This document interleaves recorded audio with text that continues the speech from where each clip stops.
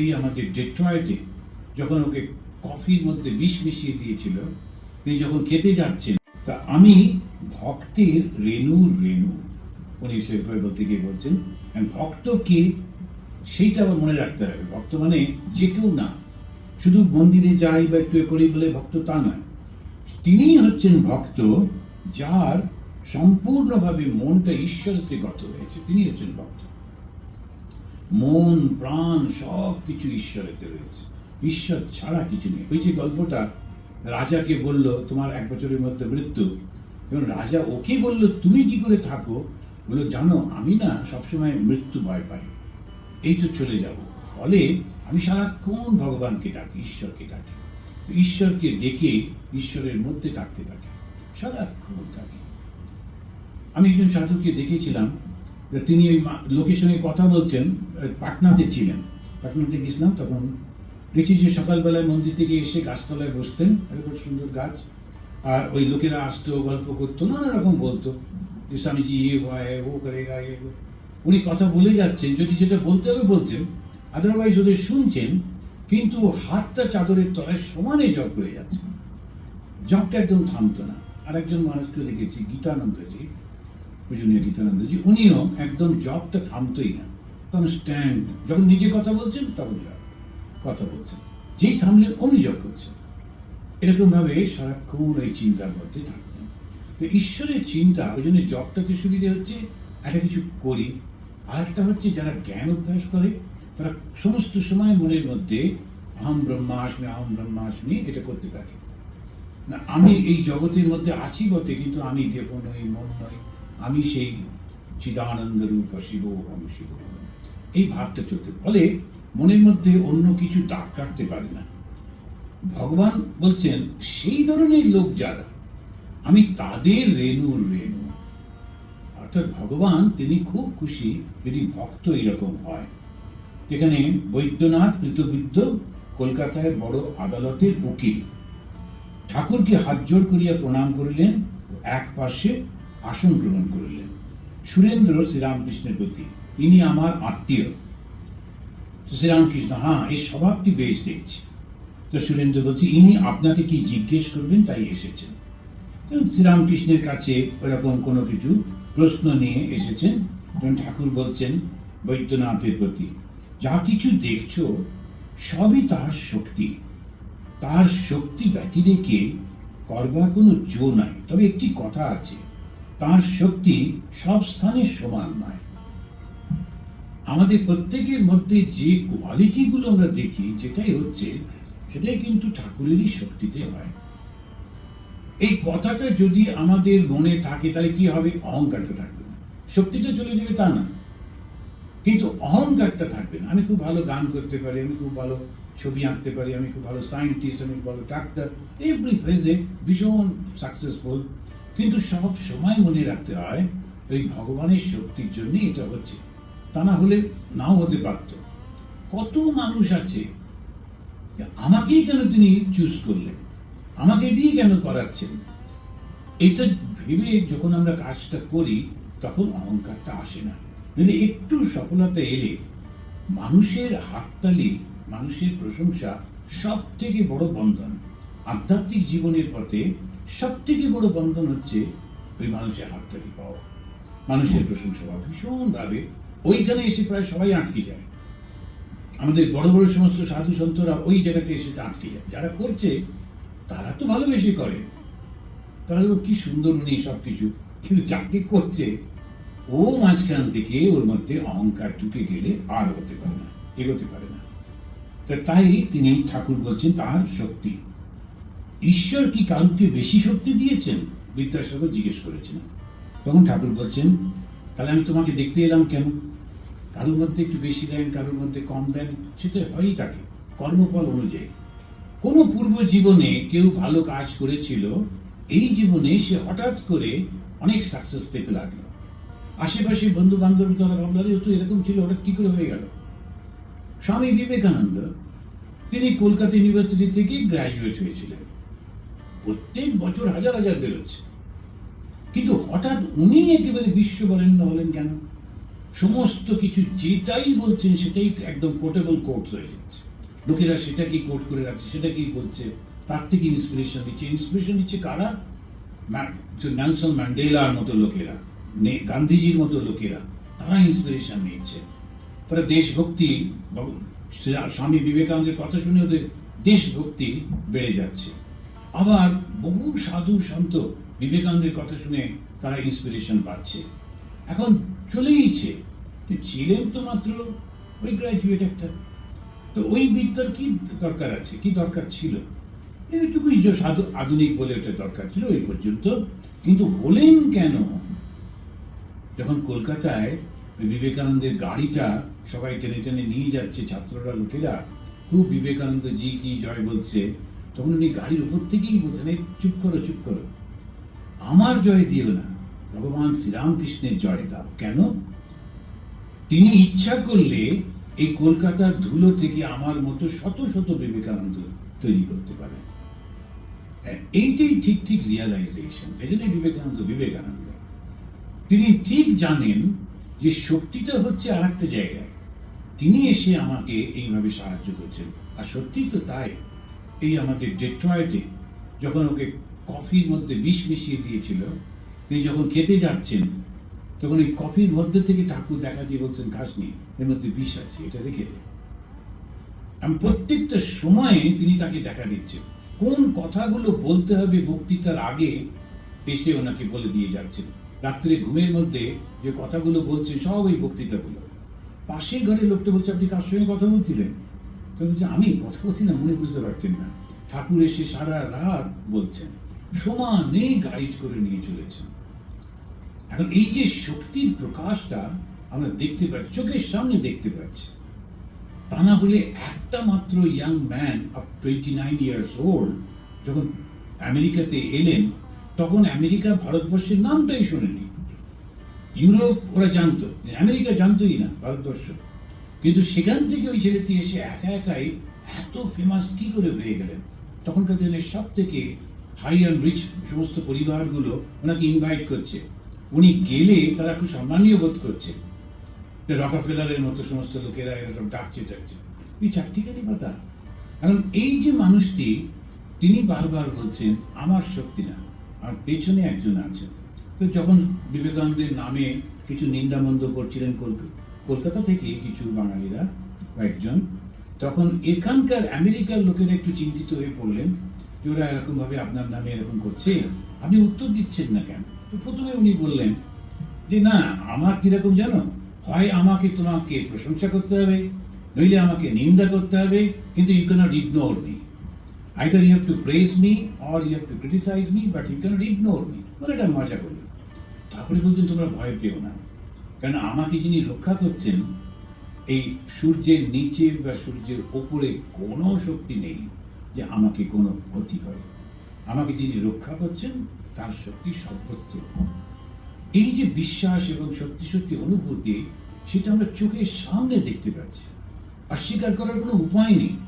সেই জন্য ঈশ্বরের শক্তি সেটা সর্বত্র রয়েছে, এবং সেইটা ঈশ্বর বিভু রূপে সর্বভূতে আছেন, কেবল শক্তি বিশেষ। গত জন্মে কেউ একটু ভালো কাজ করেছে, এই জন্মে একটু বেশি শক্তি, আমার অল্প শক্তি, এতে দুঃখ করতে নেই, ঠিকই আছে, খুব ভালো, ওর মধ্যে ঈশ্বরের শক্তি প্রকাশ করছে, আমি কেন দুঃখ করতে যাব? বরং আমি এই জীবনে এমন কিছু করি যাতে ঈশ্বরের কৃপা আমার মধ্যেও আসে, এরকম ভাবে চিন্তা করতে হয়। তখন কথা হয়েছিল সেই স্বাধীন ইচ্ছা নিয়ে। সেই মহাশয় একটি সন্দেহ আছে, এই যে বলে ফ্রি উইল, অর্থাৎ স্বাধীন ইচ্ছা, মনে করলে ভালো কাজও করতে পারি, মন্দ কাজও করতে পারি, এটা কি সত্য? সত্যই কি আমরা স্বাধীন? এইটা জিজ্ঞেস করছে। তখন ঠাকুর বলছেন, সবই ঈশ্বরাধীন, এমনকি চিন্তাটাও ঈশ্বরের অধীন, তাঁরই লীলা। তিনি নানান জিনিস করেছেন, ছোট বড়, দুর্বল, ভালো মন্দ, ভালো লোক মন্দ লোক, সব তার মায়া, তার খেলা। এই দেখো না, বাগানের সব গাছই সমান, সমস্ত ঈশ্বরই সৃষ্টি করেছে। এই যে সমদৃষ্টি যখনই হয়ে যাচ্ছে, তখনই কিন্তু তার ঈশ্বর লাভটা হয়ে যাচ্ছে। সমদৃষ্টি প্রত্যেকটা মানুষ, কেউ একজন দাঁড়িয়ে দাঁড়িয়ে নিন্দা করছে, তারও কোনো অসুবিধা হচ্ছে না। কেন? ওটাই ওর অভিনয়, ওটাই ওর পার্ট। যদি আমরা পুরোটাকে একটা ড্রামা মনে করি, আমারই বন্ধু, কিন্তু ড্রামাতে সে আমার শত্রুতা করবে, সে এসে সেইভাবে অভিনয় করছে। অন্যজন কিন্তু রিয়াকশনটা ওইভাবে করছে না, কেন? জানে আসলে তো নয়, আসলে তো আমার বন্ধুই।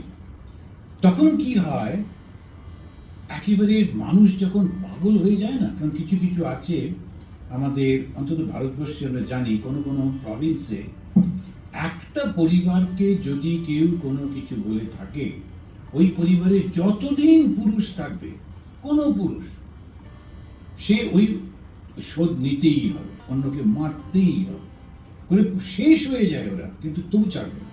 বাড়ির মেয়েরাই বলতে থাকে, এই তোর ঠাকুর দাদাকে ওরা মেরেছিল, তুই এখন বলছে আমি একটু পিএইচডি করবো, পড়াশোনা করবো, না না তরোয়াল ধরতে শেখো, মুক্ত শেখো, ওইরকম করতে থাকবে, হিংস্র হয়ে যায়। কিন্তু কত ভুল হয়ে যায়, ভীষণ ভুল হয়ে যায়। আমাদের যেটা আমরা শিখতে পারি, ভগবান যেটা এখানে বলছেন, স্বাধীন ইচ্ছা বলে সত্যি সত্যি কিচ্ছু নেই, যে ভালো লোক মন্দ লোক সবই তাঁর। এইটা যখনই আমরা বুঝতে পারলাম, যতক্ষণ ঈশ্বরকে লাভ না হয় ততক্ষণ মনে হয় আমরা স্বাধীন। এই ভ্রম তিনিই রেখে দেন, তা না হলে পাপের বৃদ্ধি হতো, পাপকে ভয় হতো না, মনে শান্তি হতো না। তো পাপেরও শাস্তি হতো না, মনে শান্তি আসতো না। এখন আমাদের এই ভয়টা আছে বলে কিন্তু আমরা পাপটা করি না। এই যে খ্রিস্টানদের মধ্যে প্রচন্ড ভাবে ঢুকিয়ে দেওয়া হয়েছিল যে তোমরা হচ্ছে অরিজিনাল সিন। বলছে স্যার আমি তো কিছু করি না। তা না, তাও যে প্রথম মানুষ যাকে সৃষ্টি করেছিল সে হচ্ছে আদম আর ঈদ, বলছে তাদেরকে তো দেখিনি। বলছে তা না, দেখো ওই সিনের জন্যই তোমারও শাস্তি।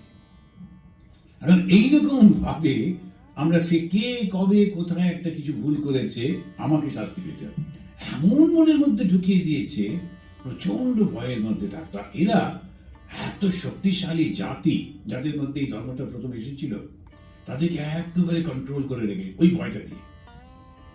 আমাদেরও কিন্তু এই ধরনের আগে কখনো ছিল না। তখন বলতো যদি তুমি কিছু অন্যায় করে থাকো, তাহলে তুমি গিয়ে একবার প্রায়শ্চিত্ত করো। প্রায়শ্চিত্ত মানে কি?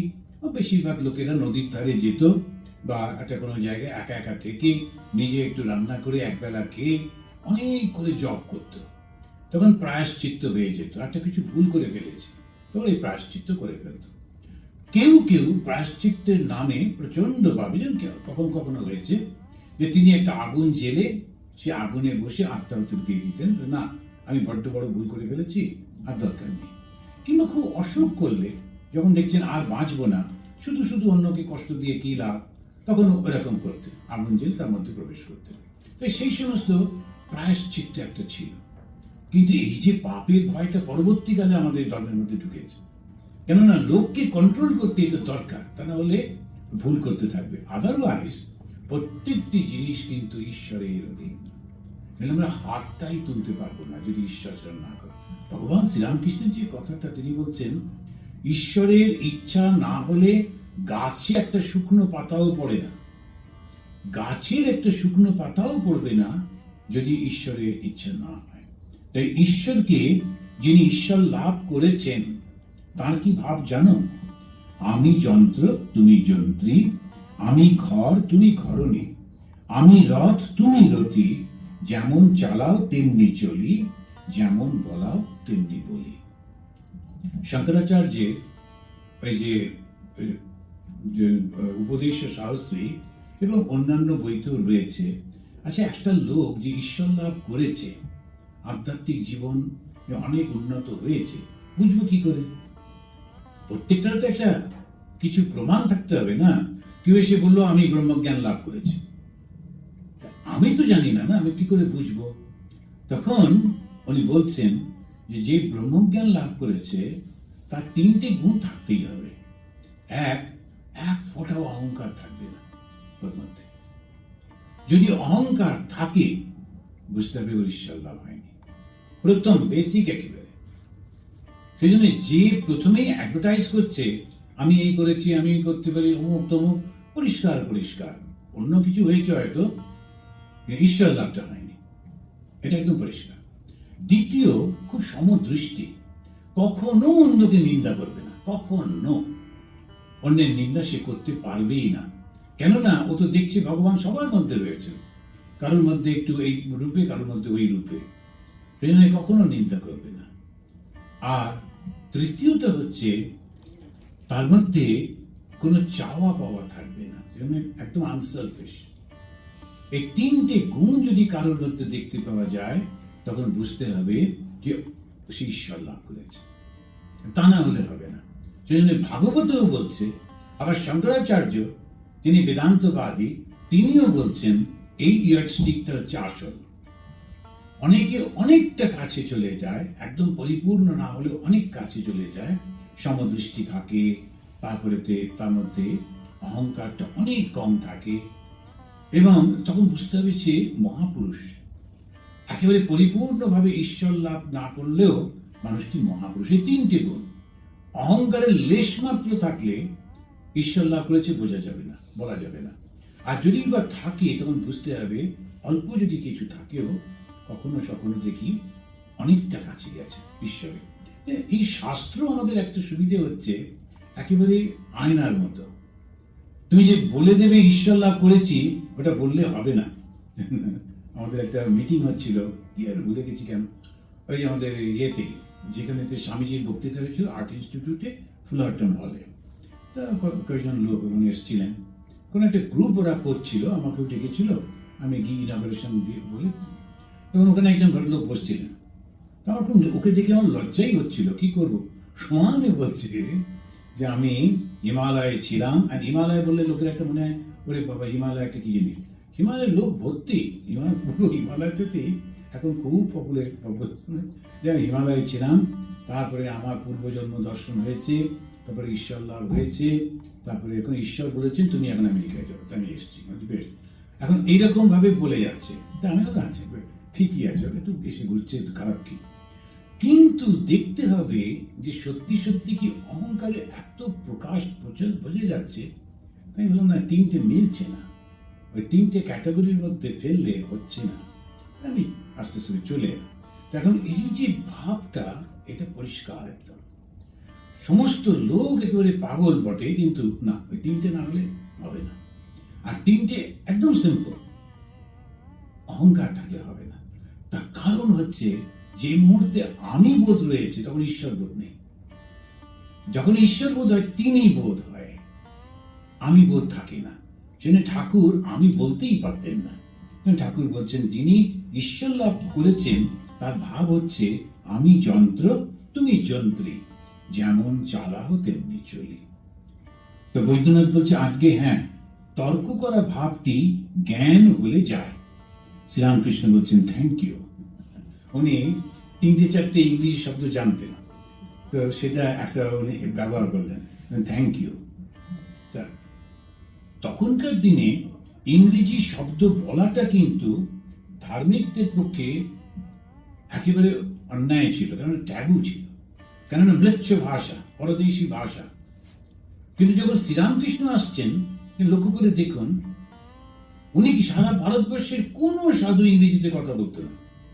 আর উনি নরেনকে বলছেন, এই তুমি একটু এর সঙ্গে, গিরিশচন্দ্র ঘোষের সঙ্গে ইংলিশে কথা বলো, কিংবা মাস্টারমশাই, ও খুব শিক্ষিত ছিলেন, মাস্টারমশাইয়ের সঙ্গে ইংলিশে কথা বলো। নরেন্দ্র ভাবছে, আচ্ছা বলতে তো পারি, কিন্তু আপনি তো বুঝবেন না। বলে না, তাও তুমি বলো।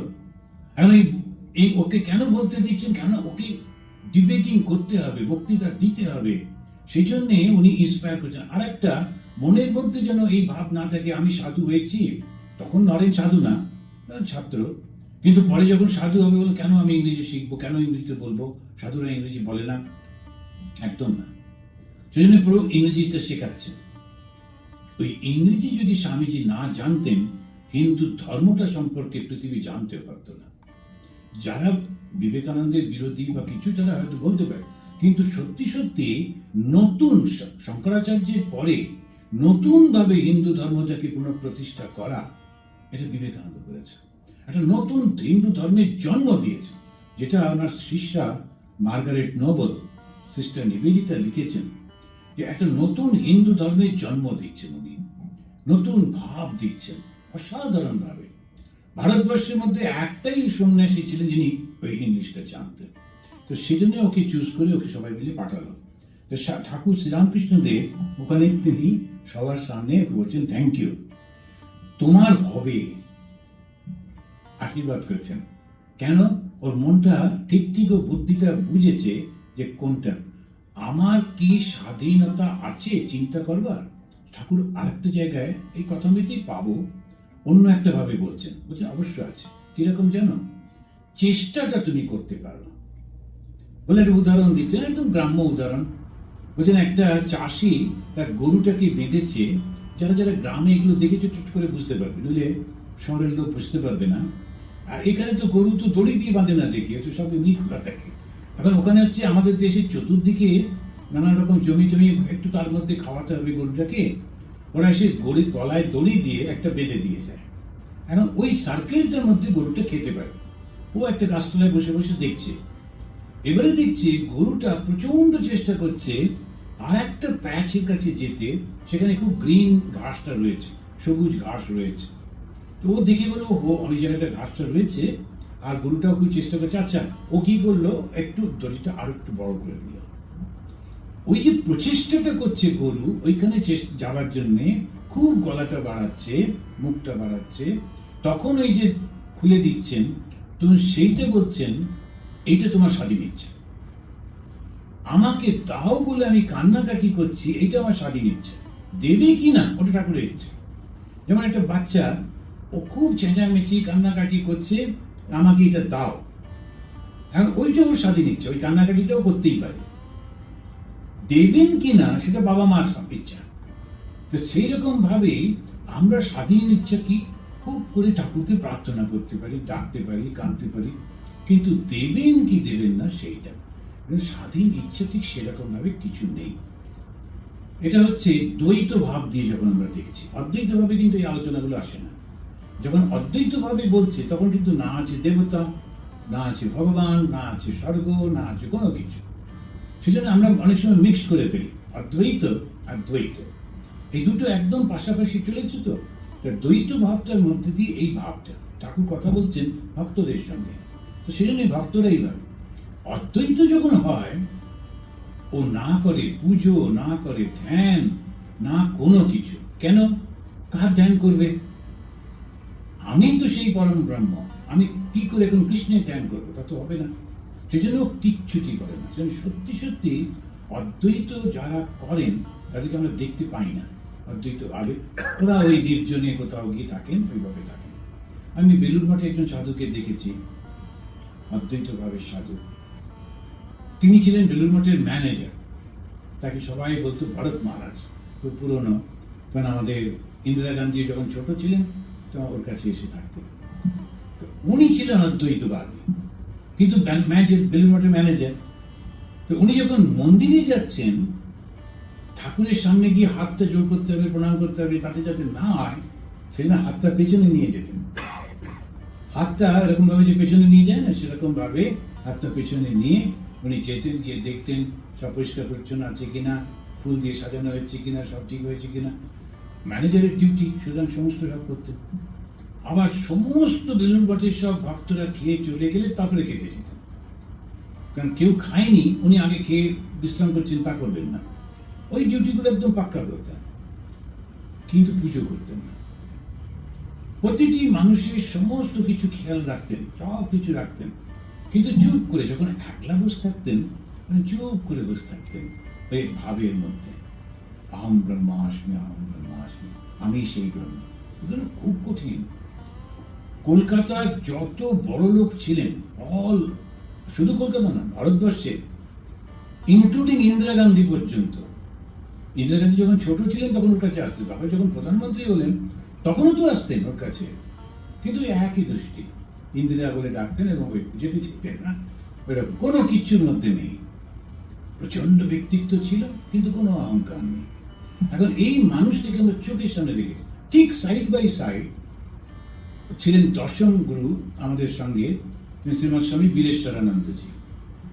বীরেশ্বরানন্দজিও সবাই তো বেদান্তে, কিন্তু যেহেতু উনি গুরু, ভক্তির ভাব, উনি যখন ঠাকুরকে প্রণাম করতেন করে কখনো সোজা হয়ে মানে পেছন ফিরে আসতেন না, একটু একটু করে তারপরে ঠাকুরের দিকে কি করে পেছন ফিরবো, এর জন্যে লোকেরা দাঁড়িয়ে থাকতো যাতে উনি পড়ে না যান, আস্তে আস্তে করে না। তারপরে এসে কোনা থেকে একটা জায়গা থেকে ওই দাঁড়িয়ে দাঁড়িয়ে প্রণাম করতেন, মনে হতো যেন কথা বলছেন, একটু চলে গেলেন আবার ফিরে এলেন, এসে কি যেন একটু আলাদা রিপোর্ট করলেন। সে আর দেখার মতো। তো ভক্তি বা দ্বৈত আর দ্বৈত পাশাপাশি, আর দুজনেই বন্ধু ছিলেন, একই সঙ্গে মন্দিরে যেতেন। একজন গিয়ে মন্দিরে ওই ইয়েটার বাইরে দাঁড়িয়ে থাকতেন, হাতটা তখন বীরের সঙ্গে যে হাত জোর করে কত প্রার্থনা করতেন, আর উনি পিছনে আর কিছু করে দাঁড়িয়ে আছেন পাশাপাশি। এটা অদ্ভুত, এই রামকৃষ্ণ সঙ্গটা অদ্ভুত একটা সঙ্গ, এখানে পাওয়া যাবে না।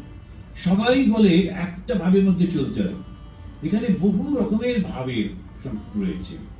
একজন ছিলেন, সে কখনো ধ্যান জবই করতো না, প্রচন্ড কর্ম করতো, কোথাও যদি বন্যা হয়েছে, কোথাও কারো দুঃখ, লাফিয়ে ঝাঁপিয়ে সব গিয়ে কাজ করে আসতো।